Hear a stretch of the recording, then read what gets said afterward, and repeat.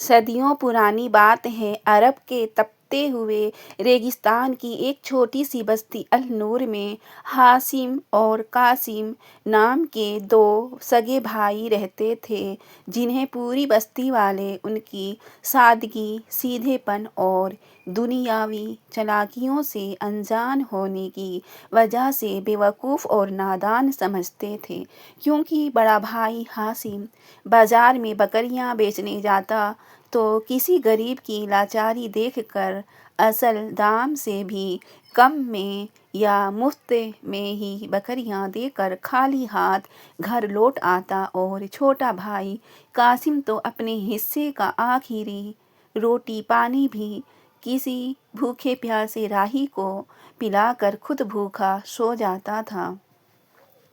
مگر ان کے تجربے کار والد شیخ عثمان اپنی نم آنکھوں سے مسکرا کر اکثر یہی کہتے کہ دنیا جسے نادانی سمجھتی ہے،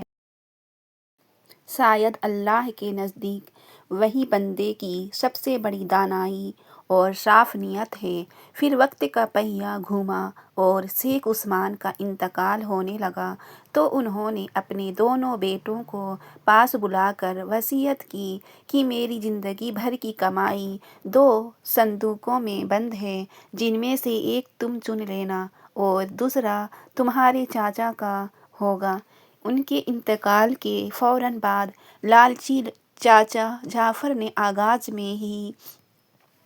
چالاکی دکھاتے ہوئے 2 صندوق رکھوا دیے، ایک سونے کا چمکدار اور نقاشی دار شاہی صندوق اور دوسرا پرانا دیمک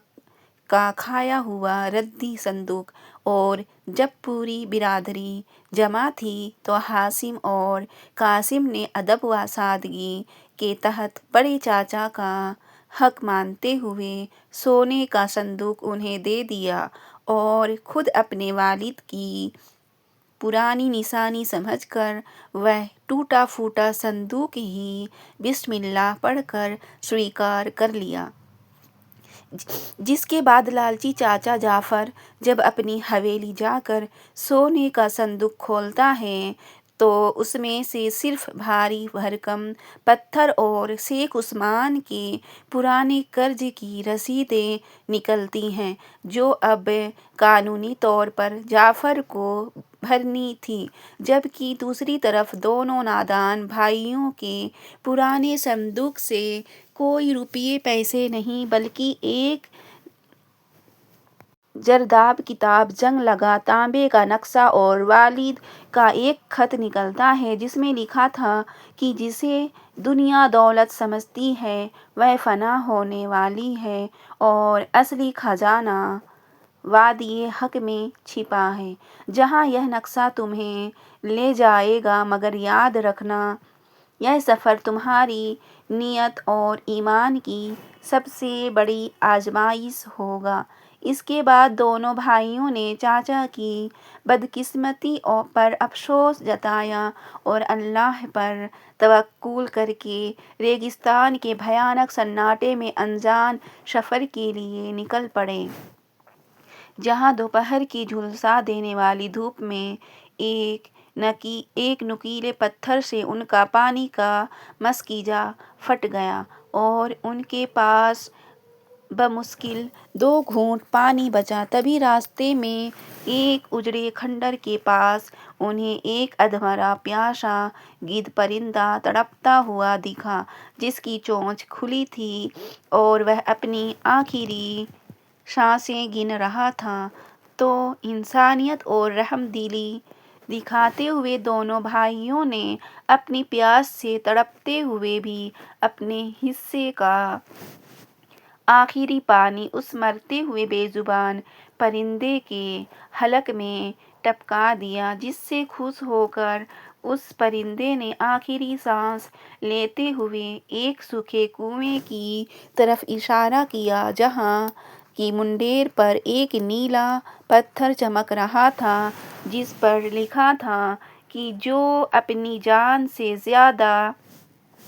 دوسروں پر رحم کرے گا، دروازہ اسی کے لیے کھلے گا۔ اور جیسے ہی انہوں نے غیبی آواز سن کر اس خوفناک کنویں میں چھلانگ لگائی تو وہ ہوا کے ایک نرم جھولے پر پھسلتے ہوئے پاتال کی ایک وشال طلسمی گفا میں جا پہنچے، جہاں ٹھنڈی ہوائیں، میٹھے پانی کی نہر اور چاروں طرف ہیرے جواہرات بکھرے پڑے تھے، مگر قاسم دوبارہ ایک بڑا ہیرا اٹھانے پر بھی ہاشم نے اسے یہ کہہ کر واپس پھینکوا دیا کہ ہم مال و دولت کے لالچ میں نہیں بلکہ اپنی منزل وادی حق کی تلاش میں آئے ہیں۔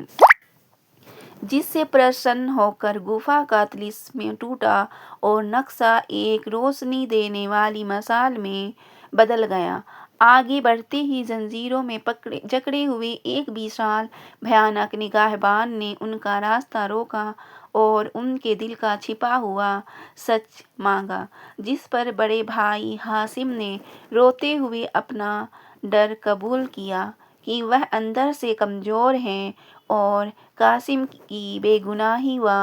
معصومیت کی وجہ سے ہی اس پر اللہ کی رحمت برس رہی ہے، اور چھوٹے بھائی قاسم نے اپنے دل کا بھید کھولا کہ وہ بے وقوف نہیں ہے بلکہ دنیا کی نفرت اور لالچ سے اپنے دل کو صاف رکھنے کے لیے اس نے جان بوجھ کر نادانی کا چولا اوڑھا تھا تاکہ اس کا بھائی اور پریوار سکون میں رہے۔ اس نسکپٹ سچائی سے خوش ہو کر نگہبان نے راستہ دے دیا، جس کے بعد سامنے کھولتے ہوئے لاوے کی خوفناک کھائی آئی، جسے پار کرنے کے لیے صرف ایک باریک دھاگے جیسا جھولتا ہوا پل تھا، مگر دونوں بھائیوں نے اپنی آنکھیں بند کر کے بسم اللہ پڑھ کر جیسے ہی پہلا قدم رکھا تو وہ باریک دھاگا لوہے کی مضبوط چھڑ بن گیا، اور اللہ پر اٹوٹ بھروسے توکل کے دم پر وہ اس موت کی کھائی کو پار کر کے وادی حق کے شاہی دروازے میں داخل ہو گئے، جہاں سونے چاندی کا کوئی ڈھیر نہیں بلکہ قدرت کی بنائی ایک بے حد ہری بھری جھرنوں اور پھلوں کے پیڑوں سے لدی جنت جیسی گھاٹی تھی، اور چبوترے پر رکھے صندوق میں اناج کے بیج و خط ملا، جس میں لکھا تھا کہ اصلی بادشاہ وہ نہیں جو دولت پر سانپ بن کر بیٹھے، بلکہ اصلی انسان وہ ہے جو بنجر زمین کو آباد کرے اور انسانوں کی خدمت کرے، اور پھر سالوں بعد ان بیجوں سے اس بنجر گھاٹی کو ایک سمردھ اور خوشحال بستی میں بدلنے کے بعد جب ان کا وہی لالچی چاچا جعفر قرض میں برباد ہو کر اور دانے دانے کا محتاج ہو کر ایک بھکاری کے روپ میں وہاں پہنچا، تو دونوں بھائیوں نے پرانا بدلہ لینے کے بجائے اسے معاف کر کے گلے سے لگا لیا اور عزت سے اپنے پاس رکھ لیا، کیونکہ چالاکی اور دھوکے سے انسان تھوڑی دیر کے لیے جیت سکتا ہے، لیکن آخرکار جیت صاف نیت، صبر، اچھے اخلاق اور اللہ پر بھروسے کی ہی ہوتی ہے۔